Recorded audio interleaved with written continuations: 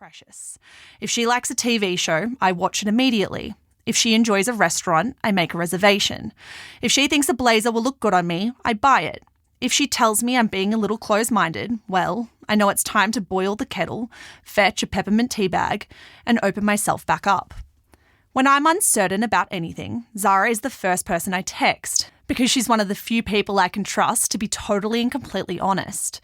It's quite the talent, actually. She will tell me exactly what she thinks in no uncertain terms, but manage to swaddle those truths with decency, love, and care, no matter how pointy they may be. When we started publishing the Ask Shameless newsletter almost 3 years ago, we began with a column from Zara. That piece, Do I Follow Him, is in this book for you to read because our readers positively adored it. Since day one, Zara's words have connected with our 60,000 readers. What a joy it is to share my own alongside hers. Introducing Michelle by Zara. I'm writing this piece on a Friday afternoon after an average week. It's certainly not been a cataclysmic few days, but there's enough going on that I feel tired right now and maybe slightly teary staring at my screen. I'm sitting at my kitchen table working from home instead of the boisterous Shameless Media office where 8 of my colleagues will no doubt be spending the rest of the day bouncing off the walls, searching for snacks, curating some of the worst memes on the internet, shout out to Shameless shitposts, and gearing up for the weekend. The kids on TikTok are constantly espousing the benefits of romanticising your life. May I recommend instead the practice of romanticising your melancholy? I say none of this to appear deliberately mysterious or, God forbid, dramatic, but to A, set the scene, and B, create an entry point to tell you what it's like to work with Michelle when you're feeling flat.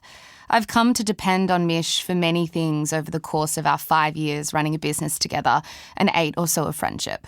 Her ideas are consistently better than mine, and so is her knack for risk-taking. She knows how to find and build an audience better than anyone I've met in the industry, while her very big brain is chock full of innovation. And as much as she used to hate people saying this about her, she is the most perfectly passionate person I know. She cares deeply about the stuff she's making. That's why all the stuff she makes is great.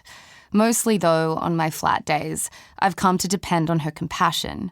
If you thought her brain was big, and truly, it's very ginormous, then wait until you are in her orbit and get to experience the expanse of her heart.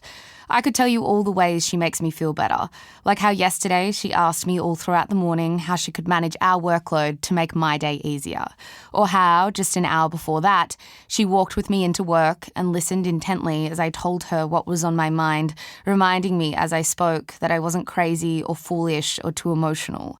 Or that I know for a fact next week she will check back in about it all, making sure that I'm feeling better and stopping at nothing until I am.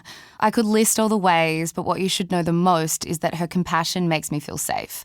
No problem is too big for her to help dismantle, no anxiety too outrageous to talk through and rationalise.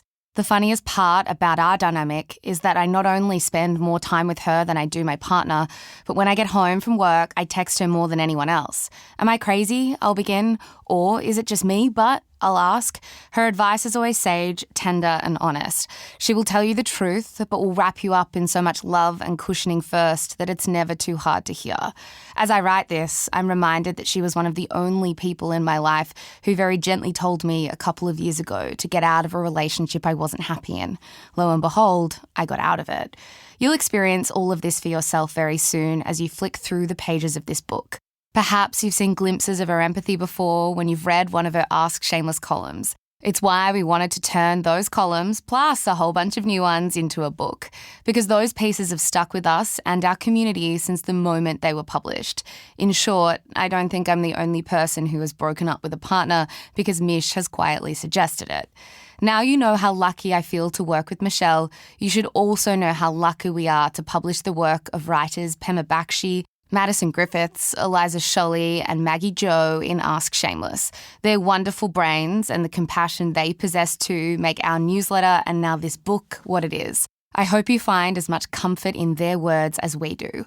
Or, more accurately, we hope you find the answers to the conundrums that keep you up at night. Additional columnists. Pema Bakshi. Pema is a writer and editor. She is currently the fashion features editor at Grazia. She has also worked across titles like Refinery 29, Vogue, Elle Magazine, and Harper's Bazaar. When she's not sharing conspiracy theories, you'll find...